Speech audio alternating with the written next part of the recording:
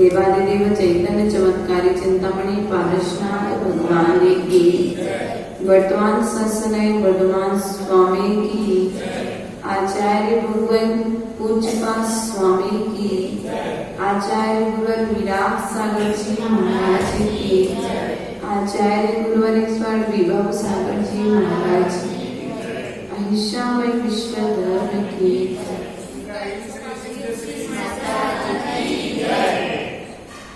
चलते हैं द्वादशांग मां जिनवानी के चरणों में। आचार्य भगवंत पूज्यपाद स्वामी के चरणों में नमस्कार करते हुए परम पूज्य आचार्य गुरुवर के चरणों में नमस्कार करते हुए हृदय रूपी वेदी पर आह्वान करते हैं, स्थापित करते हैं, हे गुरुवर आप हृदय रूपी वेदी पर आकर के विराजमान होइए और इस धर्म सभा को संचालित करिए। इन भावनाओं के साथ में गुरु चरणों में बारंबार नमस्कार करते हैं। आचार्य भगवंत पूज्यपाद स्वामी पूर्व की गाथा में बता रहे थे कि जो दिगंबर मुनिराज हैं वे 22 परिश्रमों को सहन करते हैं। तो शिष्य ने प्रश्न किया कि 22 परिश्रमों को सहन करने से क्या होता है? तो आचार्य भगवंत कहते हैं 22 परिश्रमों को सहन करने से अनादि काल से किए हुए कर्मों की तीव्र निर्जरा होती है। एक नल से पानी निकल रहा है और एक बड़े पंप से पानी निकल रहा है। कर्म तो प्रत्येक जीव के आश्रा बंध रूप रोज उदय में आ रहे हैं, रोज क्रिया चल रही है। ऐसा कोई भी समय नहीं है जब कर्म की निर्जरा ना हो रही हो और कर्म का बंधु ना हो रहा हो। आप धर्म सभा से बाहर जाएंगे, कर्म का बंध होगा। धर्म सभा सभा में आएंगे, कर्म की निर्जरा होगी, शुभ कर्म का बंध होगा। मतलब कर्म ही एक ऐसा है जो प्रति समय अपने कार्य को सही समय पर कर रहा है। वह एक भी मिनट के लिए रुक नहीं रहा है। व्यक्ति अच्छी क्रिया करे तो वह अच्छा फल अर्थात अच्छा कर्मबंध कराने में लगा हुआ है, अच्छा आश्रम हो रहा है। और व्यक्ति अशुभ क्रिया कर रहा है तो उसे उसकी अशुभ क्रिया के अनुरूप कर्म का बंध हो रहा है। प्रिय बंधुओं, ध्यान रखना है कि कर्म का कर्ता कौन है।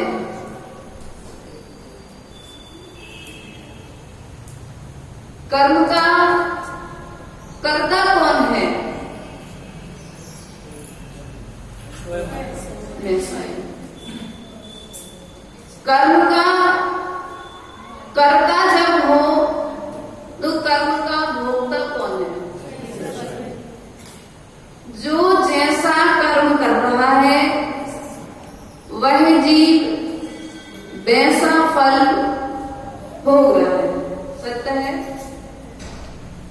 यहाँ पर आचार्य भगवान गाथा लेकर के आए हैं और आचार्य भगवान कहते हैं कि जीव ने कर्म का अर्थात भोक्ता बना जो है उसे स्वयं को मान करके रखा है पर वस्तुओं का कर्ता, स्व का कर्ता मान करके नहीं रखा कि मेरे लिए जो दुख मिल रहा है इसका कर्ता मैं स्वयं हूं। ऐसी मान्यता मान करके नहीं रखी है। उसने तो मान्यता यह बना करके रखी है कि पर वस्तुएं जितनी भी संसार में दिख रही है उन सब का कर्ता मैं हूं। यदि मैं नहीं होता ना तो चातुर्मास नहीं होता, मैं नहीं होता तो घर नहीं चलता, मैं नहीं होता तो खाने नहीं मिलता। मैं पर का करता हूं। आचार्य भगवान कहते हैं ये जो तुमने बुद्धि बना करके रखी है, यह तो तुमने चिंतन बना करके रखा है, पर का कर्ता तुमने अपने आप को मान करके रखा है। यही तुम्हारे लिए दुख का किसका कारण है? मिथ्या है। क्या है? संसार में प्रत्येक जीव की ऐसी परिणति है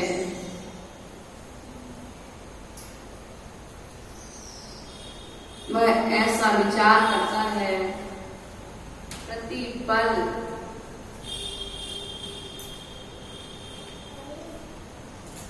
मेरा सुंदरी के पिता तुम्हें जो भी सुख मिल रहा है वह सब मेरे कारण मिल रहा है, मेरा दिया हुआ है। लेकिन कर्म सिद्धांत पर विश्वास रखने वाली मैना सुंदरी क्या कह रही है? क्या कह रही है, यह सब मुझे मेरे कर्मों से मिल रहा है। यदि हमने आपके कर्तापन की पुष्टि नहीं की, इसका मतलब मुझे पनिशमेंट, सजा मिला। यदि मैं कह दूं, देखो जिनदत्त सेठ, मणिमाली मुनिराज,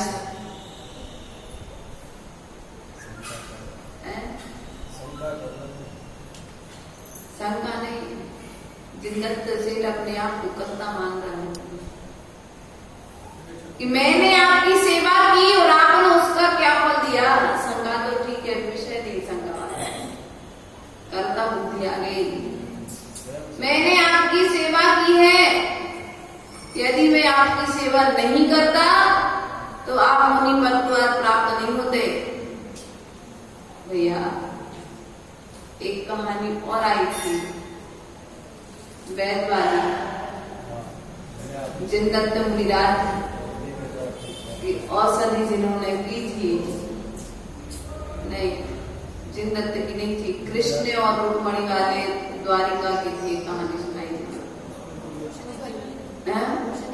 औषधि वाली रत्न नाम की, जो रत्न काष्ठा नाम की जो औषधि चलाई थी, रत्न काष्ठ छोड़ चलाया गया था। उस समय कृष्ण द्वारिकापुरी में एक मुनिराज आए थे, उनको व्याधि थी। उस व्याधि का उपाय मुनिराज ने स्वयं बताया था। चल तो गई औषधि, लेकिन जो वैद्य थे उनकी भी कुछ औषधियां मिला के चला दी। अब मुनिराज उस वैद्य की प्रशंसा नहीं कर पाए। अरे मेरी औषधि ली और सभा में कहता है कि मेरे पुण्य उदय से मैं ठीक हुआ हूं, चक्रवर्ती की औषधालय से आई हुई औषधि भी ठीक नहीं कर सकती थी। इतना अहंकार है मुनिराज को। विचार करते करते मुनिराज तो जंगल में चले गए। जंगल में जाने के बाद समाधि को प्राप्त हो गए। यहाँ बंदर भी देव पर्याय को प्राप्त हो गया, निदान बंद कर दिया, निदान बंद नहीं किया, सुगति का बंद कर दिया, खोटे परिणामों से मरण किया तो त्रियंच गति को प्राप्त हुआ। वह देव एक दिन उसी जंगल से निकल रहा था, उसने किसी मुनिराज को देखा और देख करके मुनि मुद्रा में अर्थात मुनि रूप में, या ऐसा कहना चाहिए जिस प्रकार से मुनिराज ध्यान करने बैठे थे, उस प्रकार से उसी जंगल में ध्यान करने बैठ गया वो देव। उस देव को देख करके उस बंदर को जाति स्मरण हो गया। मुनिराज के ऊपर इतना उपसर्ग किया कि मुनिराज के हाथ पैरों में बड़े बड़े घाव हो गए। किसके कारण किया यह सब? करता नाम की पूजा। किसकी पूजा? मेरा नाम नहीं लिया, मैंने इतना सब कुछ किया, इनके लिए औषधि भेजी, ने मेरा नाम तक नहीं लिया। मुनिराज का कुछ नहीं बिगड़ा भैया। मुनिराज ने तो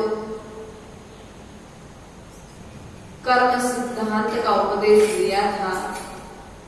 उनके मन में किसी के प्रति राग और किसी के प्रति द्वेष, लेकिन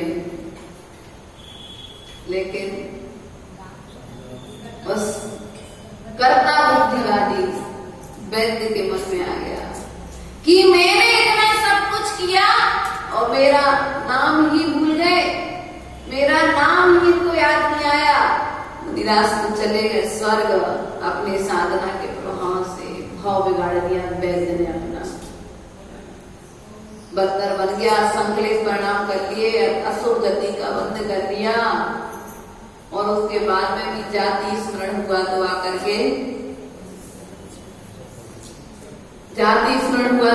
के फिर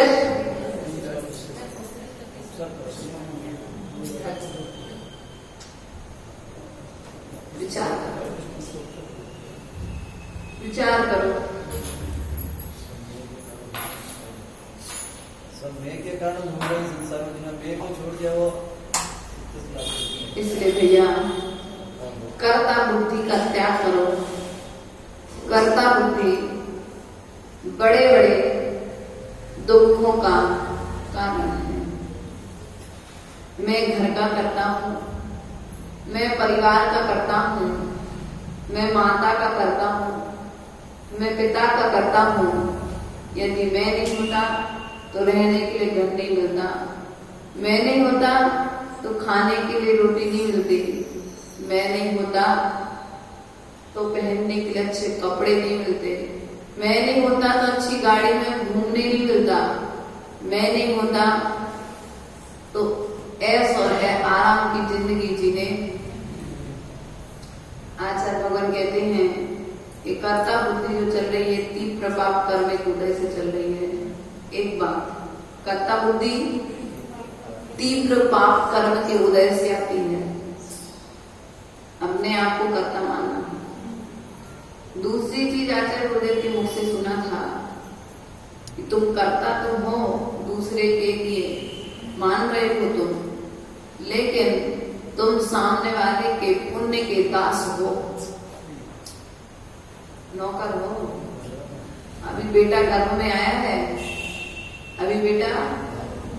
अभी माता गर्भवती मान रही है, अभी जन्म होगा कि नहीं होगा, और जन्म होगा तो जीवित होगा कि मरण रूप होगा, इस बात से कोई ठिकाना। लेकिन पिता को चिंता हो गई, पिता को चिंता हो गई, यदि बेटी होगी तो दहेज के लिए पैसे इकट्ठे करना है, वो अपना पुण्य लेकर के आई, गर्भ में उसका पुण्य। जन्म लेने के बाद में उसे क्या खिलाना है, क्या पहनाना है, बच्चे को चिंता नहीं है। पुण्य उदय तीव्र लेकर के आए तो उसके पुण्य के दास वर्ता नौकर हो, करता नहीं हो। करता अरुण कुमार जी, आपको लग रहा है आप कर रहे हो अपने पोते के लिए सब कुछ, नहीं कर रहे। उतना पुण्य लेकर के आए कि तुम उसके पुण्य की नौकरी कर रहे हो। पुण्य के नौकर अपने आप को महान मत मानना। आप क्या कर रहे हैं? पुण्य की नौकरी कर रहे हैं। तुम दूसरे को सुख देना चाह रहे हो, लेकिन वह वस्तु तुम्हें स्वयं सुख नहीं दे पाएगी। जिस वस्तु को जोड़ करके तुम सोचते हो सामने वाले को सुख मिल जाएगा, नहीं मिलेगा। जिस कर्ता बुद्धि से तुम्हें सुख नहीं मिलेगा, उस कर्ता बुद्धि से दूसरे को सुख कैसे मिलेगा? इसलिए अपनी इस कर्ता बुद्धि का त्याग कर लो। धर्म क्षेत्र में आकर के भी कर्ता बुद्धि को त्याग करो, और कर्म क्षेत्र में आकर के भी कर्ता बुद्धि को त्याग करो। मैना सुंदरी के पिता ने क्या किया? कोड़ी के साथ विवाह कर दिया। कोई बात नहीं, मेरा कोई पाप कर्मवती हृदय में आया है, इसलिए पिता के द्वारा ऐसा कार्य हुआ है। मेरे कर्म बस ऐसा हुआ है, पिता का दोष नहीं है। सीता के साथ में क्या हुआ? रामचंद्र जी ने जंगल में, सीता ने ये नहीं कहा कि मुझे रामचंद्र जी ने जंगल में छोड़ा दिया। मेरा कर्म का उदय तीव्र था, इसलिए उनके ऐसे भाव हो गए। मेरा कर्म का उदय तीव्र था, इसलिए उनके मेरे प्रति ऐसे भाव रहे। वरना वही राम तो हनुमान रावण से युद्ध करके लेकर गया। वही राम 14 बरस तक जंगल में साथ में लेकर के चले, प्रिय थी, लेकिन मुनिराज की निंदा की थी, उसका फल तो सीता को भोगना था। मुनिराज की निंदा की थी, गुरु का अपमान किया था, धर्म का अपमान किया था, धर्मात्मा का अपमान किया था, उसका फल तो सीता को भोगना ही था। उदय में आ गया, और जब उदय में आया तो ऐसा आया कि गर्भवती होने पर भी राम ने एक धोबे की बात, किसकी बात? एक नगर में रहने वाले प्रजा के छोटे से व्यक्ति की बात रामचंद्र जी को लग गई। हम कैसे माने सीता सकते हैं रावण के घर में रहकर के आई है। रातों रात तीर्थ वंदना के बहाने जंगल में छुड़वा दिया गया। तब भी सीता ने ये नहीं कहा कि तुमने हमें जंगल क्यों छुड़वा दिया। तब सीता ने क्या कहा था? पिछले किसी जन्म में मैंने निंदा की होगी, विरह कराया होगा या गुरु निंदा की होगी। हाय सीता रोए, हाय सीता रोए, पर निंदा के कारण तुमने हमें निकाला है। सम्यक दर्शन छोड़ न देना जो रखवाला है। क्या कहा सीता ने कि आपने भले ही मुझे किसी कारणवश निकाल दिया, लेकिन धर्म को, और हमारा उपदेश क्या होगा? हमारा उपदेश क्या होता? आज यदि हमारे साथ में ऐसी कंडीशन होती तो सीधा कोर्ट में मिलते हैं। आप